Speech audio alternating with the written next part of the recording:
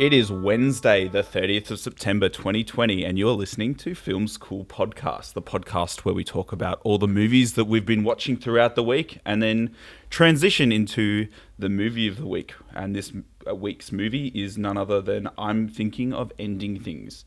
You can follow us at Film School Podcast on Instagram, films_school podcast.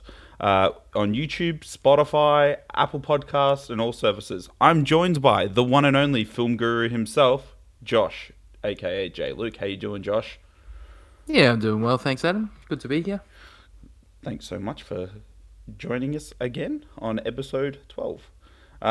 We are joined by also the final girl, Emily Pratt. How you doing, Emily? Hey, I'm well, thank you. That's good. You can follow Emily at EJP74 on Letterboxd to see what movies she's been watching this week. And last but not least, we have the rom-com expert, Birchie84. And Kris. How you doing, Kris? I'm good, thanks. That's good. Excellent. So why don't we just jump right into it and talk about the films that we've been watching this week? So I gave Bloodshot a watch. And Bloodshot just quickly, sorry. I'm sorry to cut you off. All right, so just quickly. I have changed the way that I'm let's start off with the discussion. Ooh, okay. So I've changed the way that I'm rating my films in Letterboxd.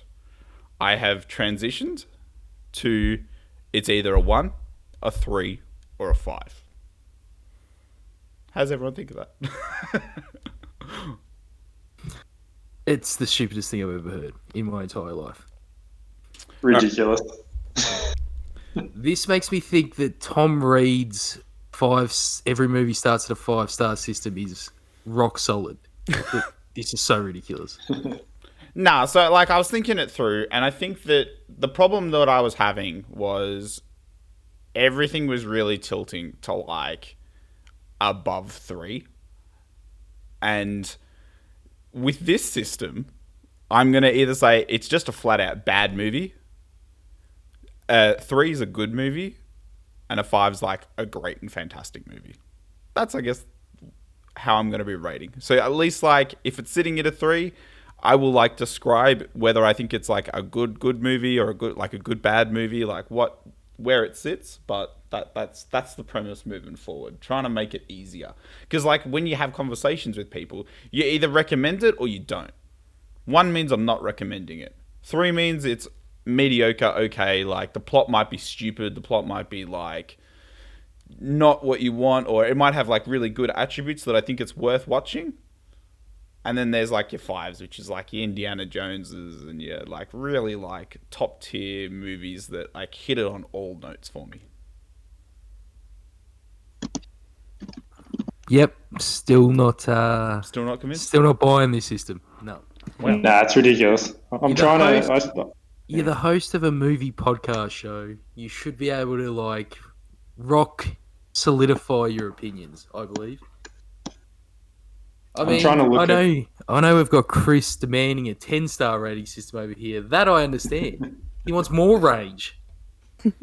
Yeah, but I want to be able to distinguish a 9.5 from a 10. But if rather than a 3 from a 5. If you look at all of your reviews, you guys are all on the bell curve towards the 5-star. There's nothing wrong with that. We watch movies that we have a feeling that we will like for the most part, which is how I think you should watch movies. No. Yeah, we're watching movies that we, in general, will think will be pretty good. We're not trying to watch 0.5-star and 1-star movies. So that's probably why there's a bit of a bell curve going. And part of me, well, I wouldn't condone it. I still wouldn't think that it's a good thing. But if you were getting rid of 0.5 stars, that would be one thing. But I don't understand why you're getting rid of 2s and 4s as well. Why are we just skipping numbers, Adam?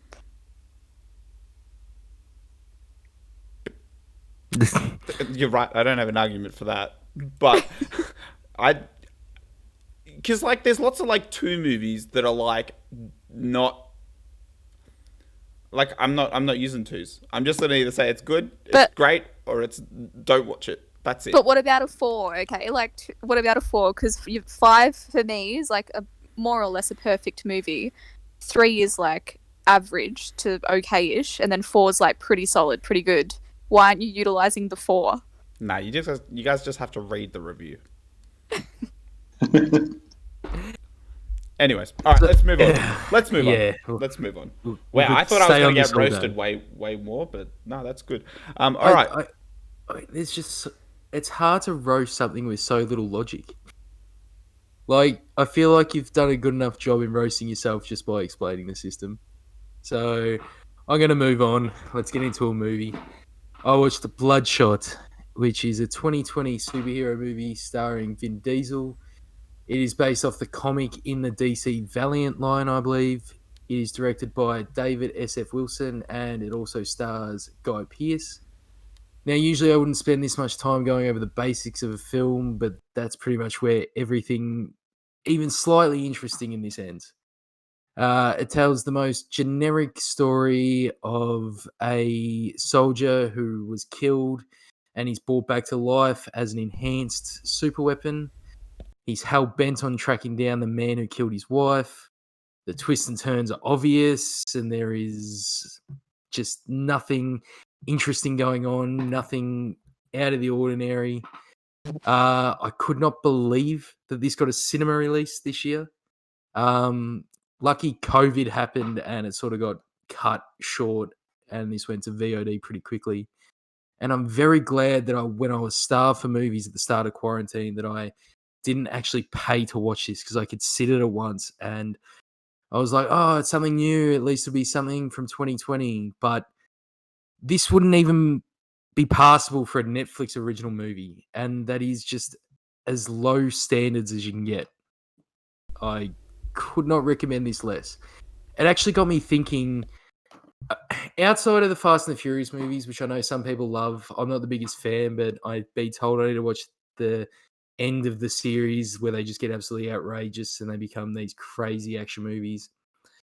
But watching this got me thinking, has Vin Diesel ever been the lead in a really good movie, or a good movie even? And the only one I can think of is Pitch Black, and I haven't rewatched it, but I'm holding out hope for the big VD. Riddick's great. Well, Pitch Black's the first Riddick movie, so that's why I was like, I got to go back and give this a watch, because that's the one I can remember liking. I feel he just has no charisma in a lot of movies. Yeah, and like, are you crazy? Like, you're missing like the big one, Fast and Furious. Come on, mate. I just said that. But there's 9 Fast and Furious movies. No, but I said I'm not the biggest fan of the Fast and the Furious series, but I haven't watched the later ones to really.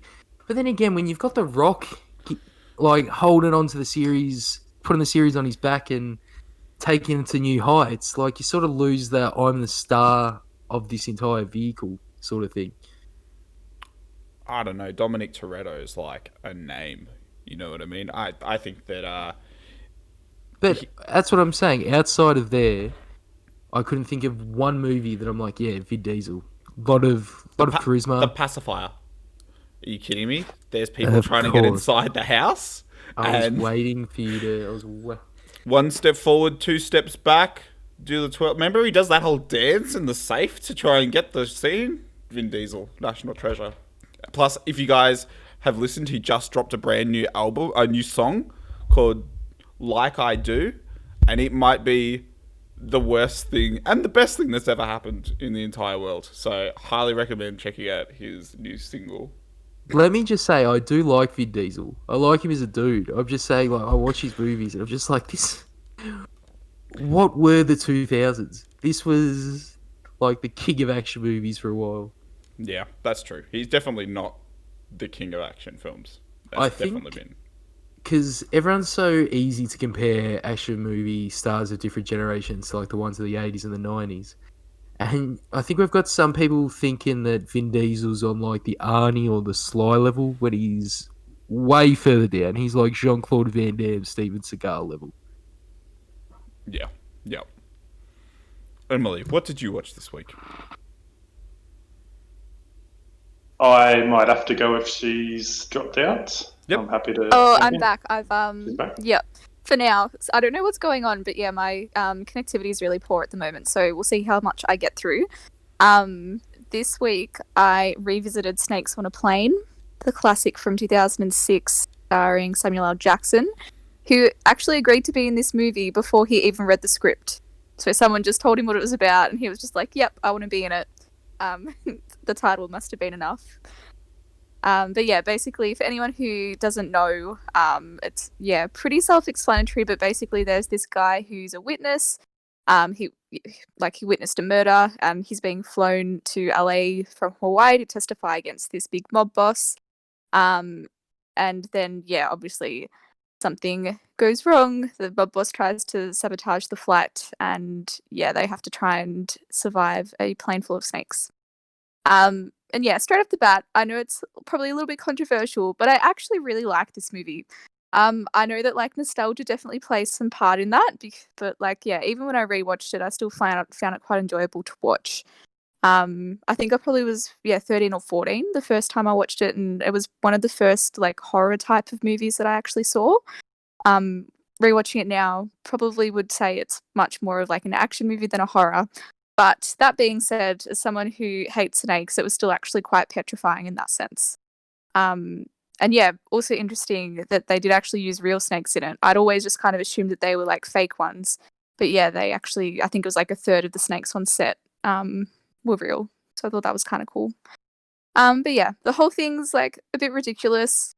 But as someone who's, pretty scared of snakes, there's no denying that the movie will be a bit freaky for you to watch if you are, also scared of snakes.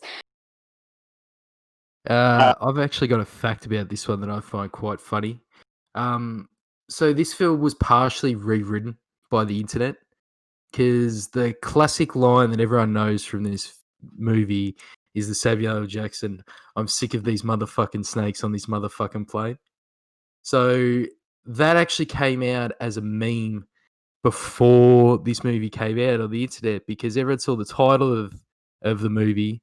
They saw that Samuel L. Jackson was in it, and they thought, well, this is clearly a lie that Samuel L. Jackson would say in a situation like this. So that's how it got into the movie. And before that happened, this movie was sort of more of an M-rated or a PG-13 rated, if you're in America, film with no profanity or anything. And it actually got rewritten to have a little bit more gore and a little bit more swearing in it. That's amazing. Yeah. Thank the internet for that one. All right. Yeah, I watched that movie as well, Snakes on a Plane, over the last week, and it was actually better than I remembered. I thought it was really bad the first time I watched it, like a 1, maybe 1.5, but I didn't mind it the second time. Still didn't love it, but didn't mind it, and there was a little bit of a plot at the start, which I didn't remember. Thought it was just all snakes on a plane, essentially. Anyway, I watched The Voices. So this is a 2015. It's listed as a thriller horror, but I think it's more of a dark comedy / thriller. It's about a schizophrenic factory worker, Jerry, who decides not to take his medication, and therefore he experiences hallucinations that sort of manifest to him in a couple of characters, in particular his dog, Bosco, and his cat, Mr. Whiskers.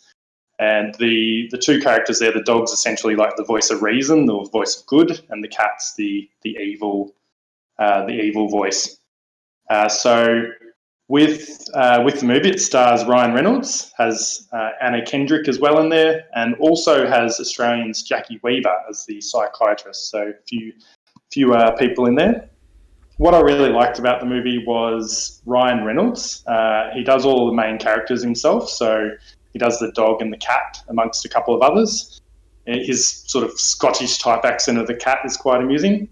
I also like the depiction of the dog as being, really happy, like a normal dog would be, happy to see you. As he comes home, it's jumping all over him type thing. Compared to the cat's just got a look of disdain when it looks at him when he returns or when Jerry returns. There's a good example in the movie when Jerry comes home and the dog Bosco, as I said, is jumping all over him, and the cat just looks at him from the bench and says, "Where the fuck's my food, fuckface?" So kind of what you'd think a cat would be talking to you with it in real life. Kind of, they use you rather than you you getting things out of them, I suppose, in a sense. And then it followed that up with, I've left you a little gift on the sofa, a reminder of why you can't leave us alone without food. So I thought that was quite amusing. The language in it's quite vulgar, I suppose you'd call it. There's a lot of swearing and so forth, as my quotes just had. Anna Kendrick is really good in it as well. She's quite endearing and just she's always a happy and sort of sweet actress. It was an all right watch, like nothing to write home about, but I gave it a 2.5. So worth a watch, but not something to jump out to see. It was only released straight to rental as well, so subsequently it bombed in the earnings. Easy watching, and that's all I've got to say about this movie. And where did you watch that? I watched it on, was it Netflix or Stan? I can't remember. It's on one of the two. I think it's Stan. Stan. Yeah, Stan. Yeah, so it's on one of the main ones at least. I watched it too, and I hated this movie. Yeah, I did not get behind it at all. None of the comedy beats worked for me. Just found it very mean-spirited, and it didn't make me feel good to watch. Okay. I watched it as well, and I enjoyed like some of the jokes with like the cat and the dog because I like cats and dogs, and I don't know, I found some of it funny, and I also really liked the end credits as well, in terms of it being comedic. But I don't know, something just didn't quite work for it. I can't really say what exactly, but yeah.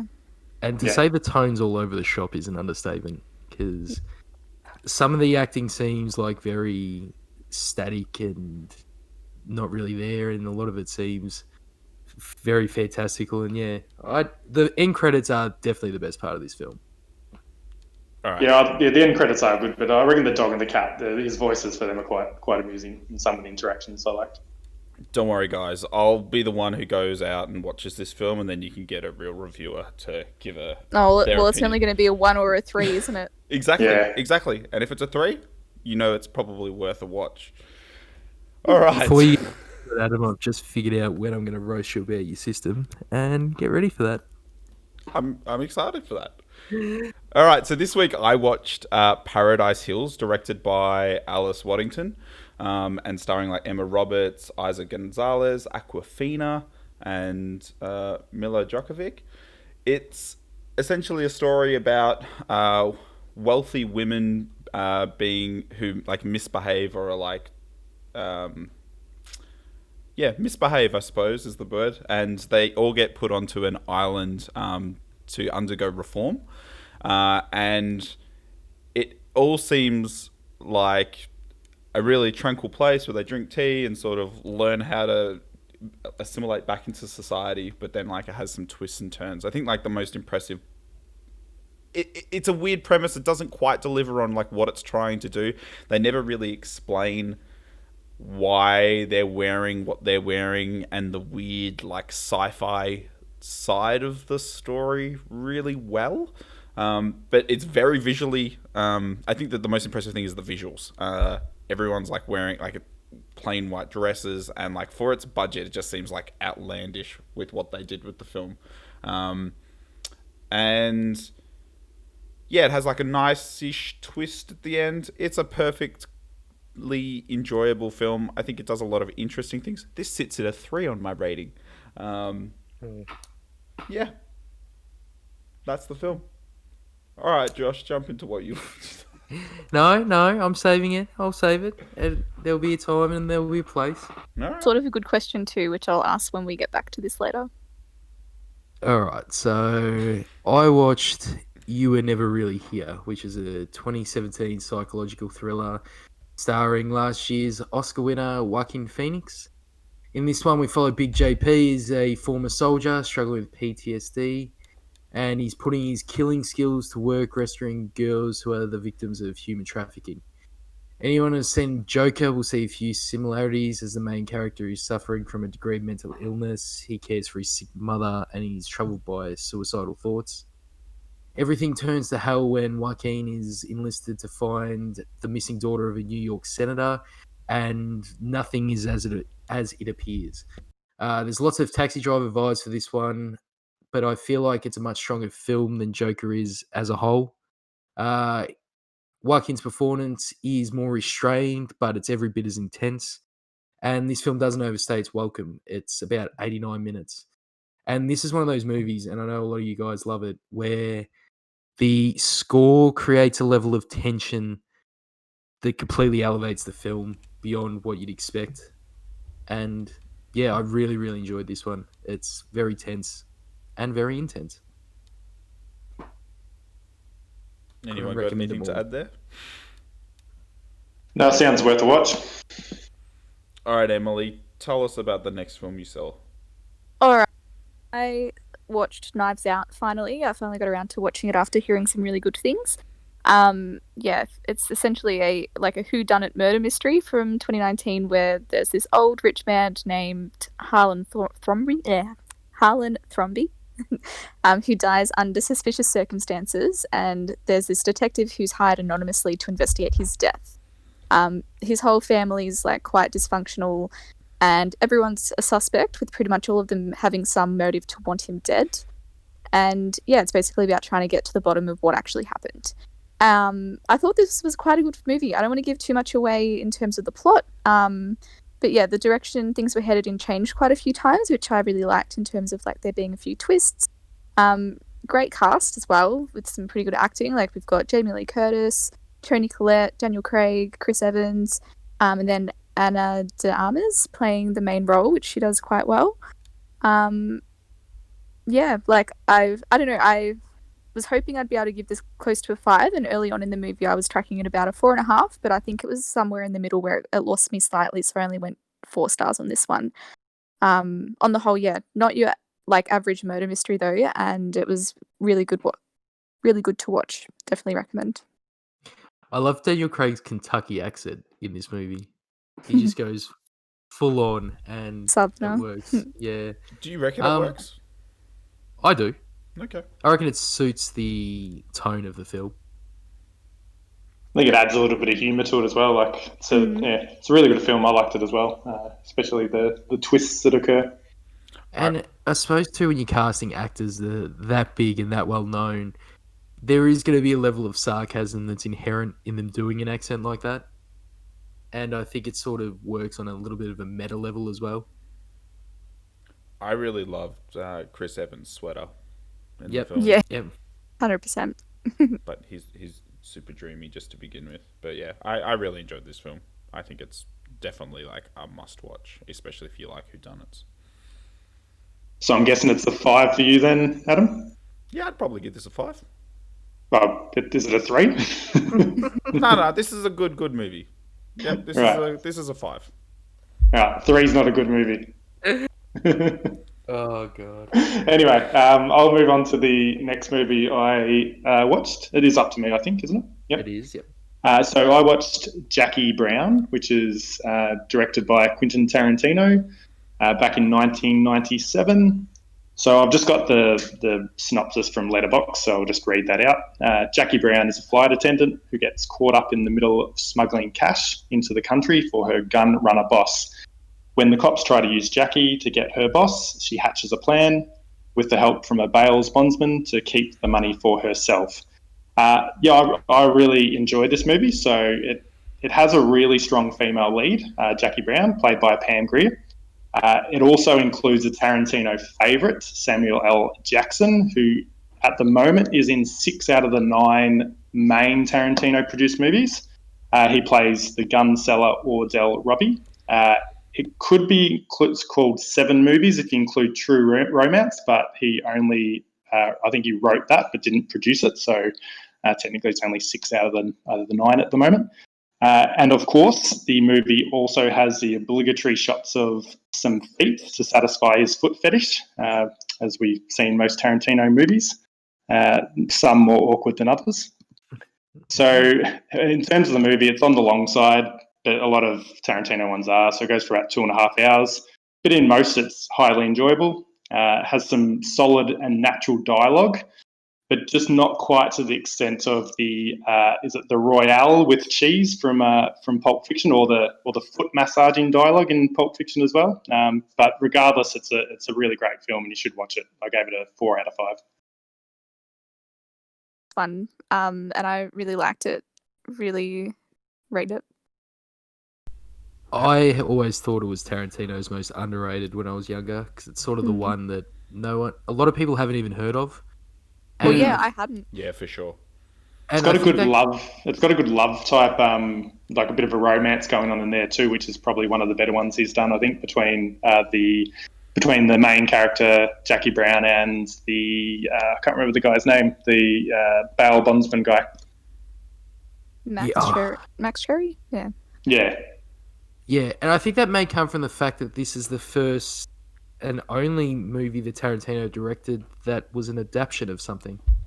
yeah. Everything else he sort of wrote the story for. So Interesting. that is, potentially why I think it flies under the radar a little bit.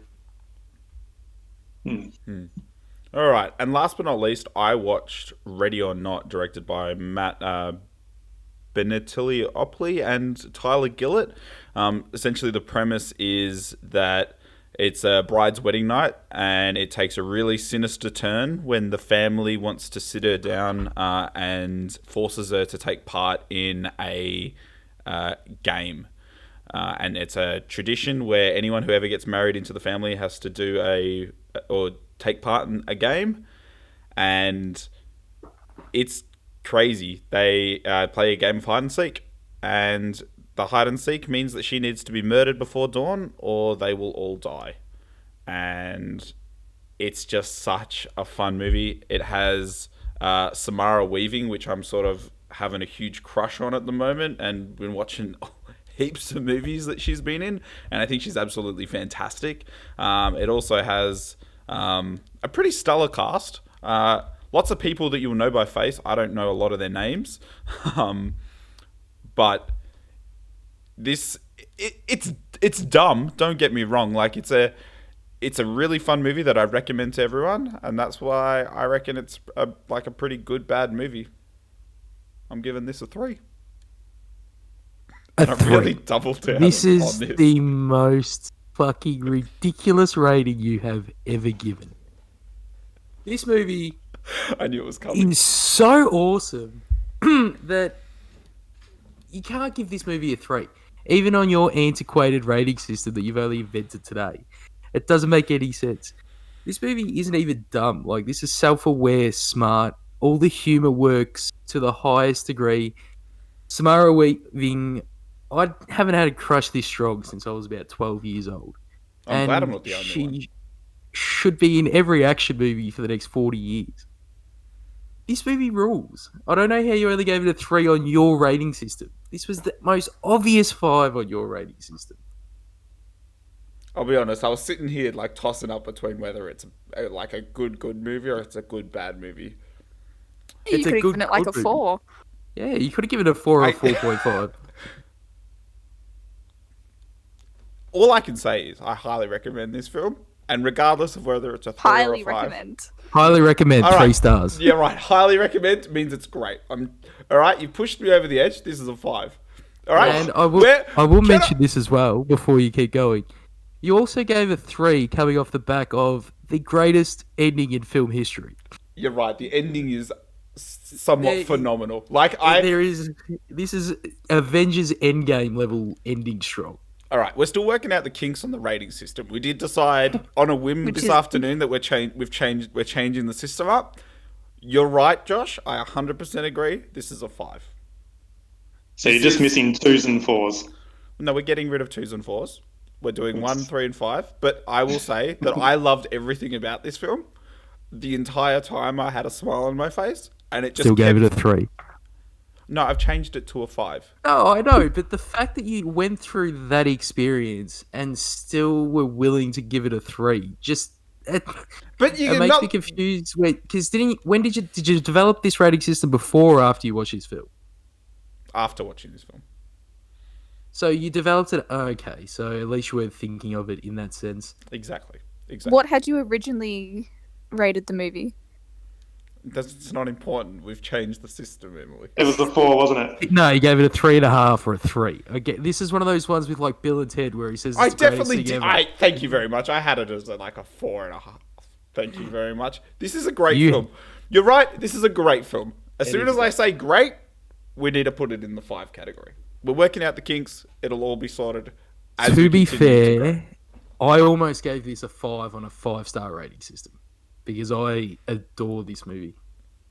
Yeah, I cannot rave about this enough. If you haven't seen it, Ready or Not. The only thing that upset me was it didn't have that Ready or Not, Here I Come song, which I feel like would have been really But the good. song that it does have in it for It's the also Ready or Not- fantastic. It's Yeah. also fantastic. Yeah, I know. I just feel like that could have been the end credit song or something. That's fair. Anyways, so that I guess rounds out what we've been watching this week, and now we're going to move into the movie of the week.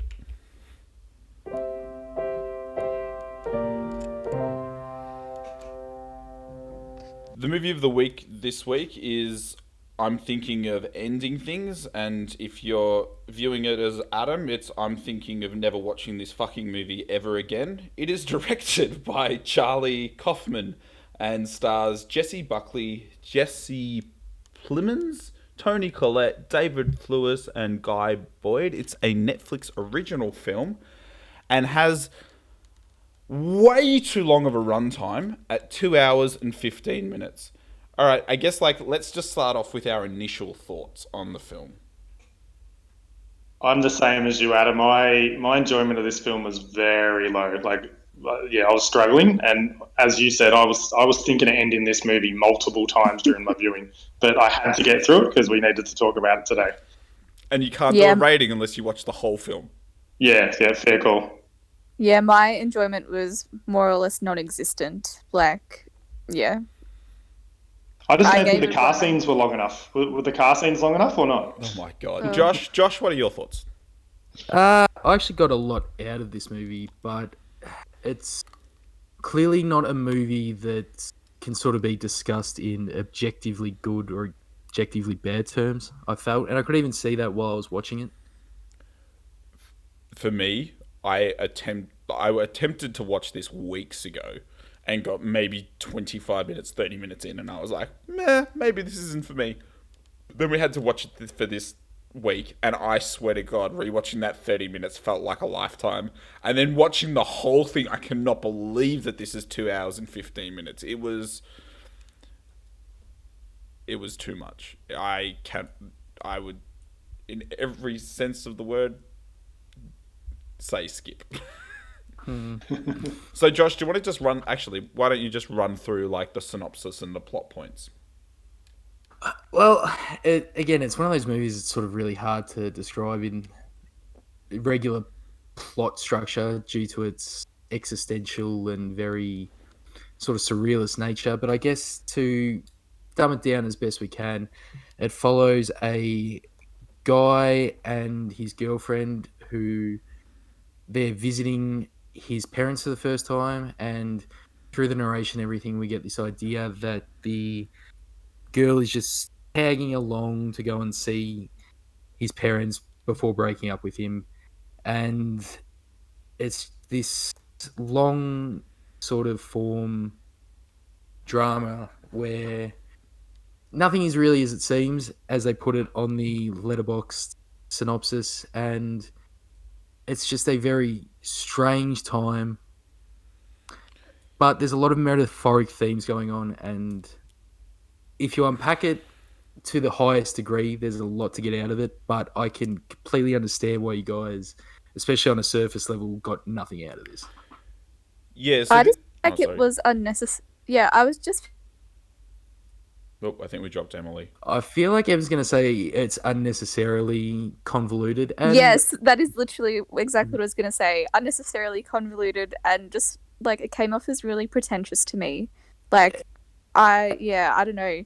And it may be very pretentious, but high art in a lot of degrees is very pretentious. This was and very self-absorbed, but it's not without merit at the same time.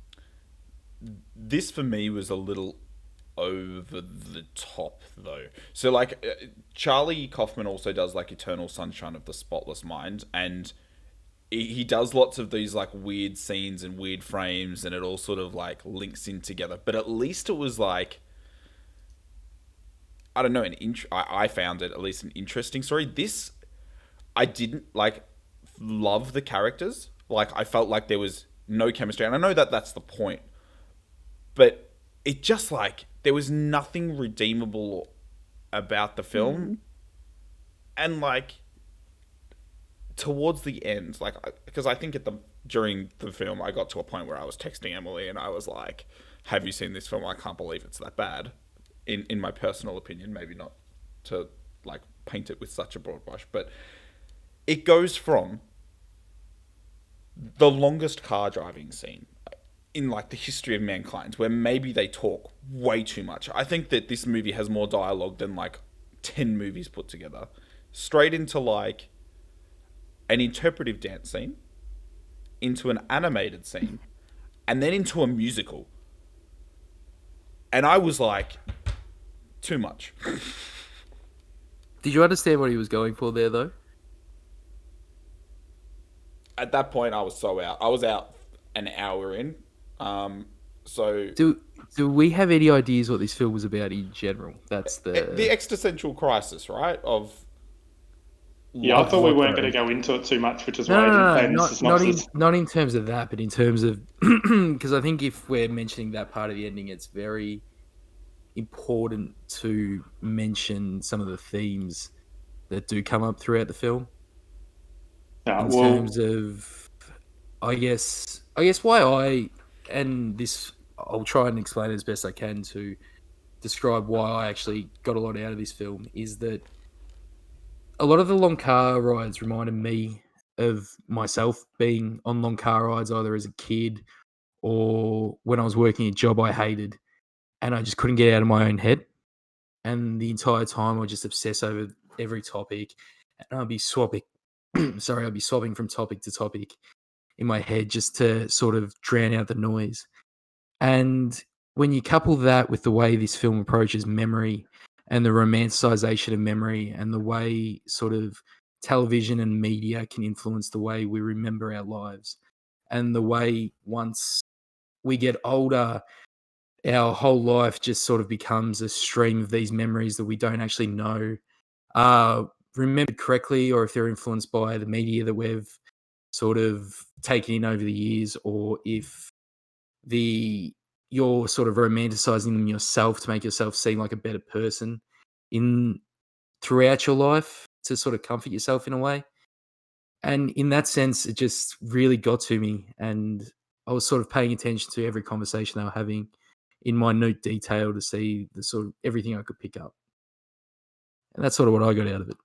I think that's probably the reason it got a 1.5 for me. That's probably the only parts that the 1.5 came from, was just the internal monologue that it was really describing about, the negative thoughts you can have in a person's head. And then, as you said, the fallibility of memory, or the recreation of memories that you can create and fantasize, or the fantasy memories, I suppose, that when you recreate things, you can change them and alter them and to what they most likely weren't in the first place. But it just was a struggle though for me, because it just jumped all over the place, which when you do which is what can occur in your head when you're having negative thoughts. But when you're recreating some memories, it was a very it was very all over the shop with the scenes. Yeah, I'm much the same in the sense that, like, if you told me that that's what the movie is about, I'd be like, this sounds like something that I'm going to really enjoy and get a lot out of. But I just don't think it was executed very well. Like, that, again, that's just my own take on it. But yeah, I think it was just way too convoluted, and yeah, for me, it didn't come across like that. Yeah, I'm glad that you got that out of this film, Josh. But for me, I think, if they had come up front with that premise, it would have been probably a different story. I think going into the story, not really knowing what it was about, and not having read a synopsis or anything. But neither did I. That's sort of what I got out of it. Just from yeah. There were clues at the start about it, and then there were clues throughout as well about what was going on, which, kind of had to watch to pick up on. Again, I don't want to go into too much detail, but things like the janitor's top and so forth. But and at the very beginning, when you see the man watching, I think it was at the start. I'm not sure if I'm right if it was at the start, Josh. I'm just recalling this. I might be recalling it incorrectly, like the person in the film was. But where he's watching a film of what was happening, was that at the start? Yeah. So there was some clues to what was happening, but it just jumped over the shop too much especially in the house scenes. I don't know why it needed to be so convoluted in that. Like, it could have been a bit more direct, I suppose. Well, do we want to throw in a spoiler warning, and I could sort of explain what I thought the house scenes were about, and I could be wrong as well. Just really quickly, I think that like if I would really be keen for you guys to check out Eternal Sunshine of a Spotless Mind, because like it's directed by the same guy and sort of in a way goes over the same sort of themes. I just think the execution was better. But sorry, yeah, jump into the spoilers. I've seen that a long time ago, but I do remember that being really good, from memory. And with this film, I definitely don't think it was perfect. I do agree that it is overly long and that it is very pretentious in its execution, but the way it made me feel, I think, was the intended, like, the viewing he sort of wanted you to have in a way. And this is getting a lot of love from a lot of reviews, so I'm assuming that some people had the same viewing I had. But with the sort of house scenes, I felt, when the first time we see it and they sit down for dinner and they're explaining getting together for the first time, and she screws up the story, and it sort of gives that jilted stop to the conversation. Mm-hmm. So, due to my interpretation of the film, where it's him at the end remembering back his whole life, it felt like that he was just he was visiting his sick parents or whatever, and he made up this girlfriend and he was giving her all these jobs, and sort of it was a fault in his own lie that sort of silted the conversation, and it's sort of a bit Fight Clubbish in that sense. And then he places this girl throughout his entire life to sort of make it a bit easier on him when he gets a bit older. And especially in the scene where they're having the conversation while the parents are arguing in the other room, I thought that was a way for him to, because he talks about how they're good people and everything like that, and you can hear him yelling at each other in the background, and it's sort of him trying to convince himself as an old man that his parents were good, and her when she keeps asking to leave the entire time, that's him passing off his guilt for trying to get away from his parents at those dying times when, yeah, maybe that's uncomfortable for us as a human race to be with our parents towards the end. And he feels guilty that he wasn't there and tried to do everything to get out of it. So he's conjured up these fabricated memories to sort of deal with that. That's sort of what I got out of it too. Yeah, I can see that with just the depressing nature of those sort of topics can be. As I said before, my sort of problem, I suppose, with it was just with the aging scenes, obviously with the mum and the dad, like it just did jump back and forth a lot, and it just sort of made it seem a bit bizarre, I suppose. Don't know why it needed to jump back and forth all the time. I suppose because that is the sort of, that's the way he's remembering it, and he's remembering sort of his parents at different times and the different sections that had importance to him throughout his memory, because as we said, memory is a very sort of fleeting thing, so he may only have one memory of sitting down at the table when his parents were this age, and then the next memory that he's trying to remember is when they're dying, and he doesn't have sort of things to fill in the blanks. But again, this is just me speculating on what I got out of it.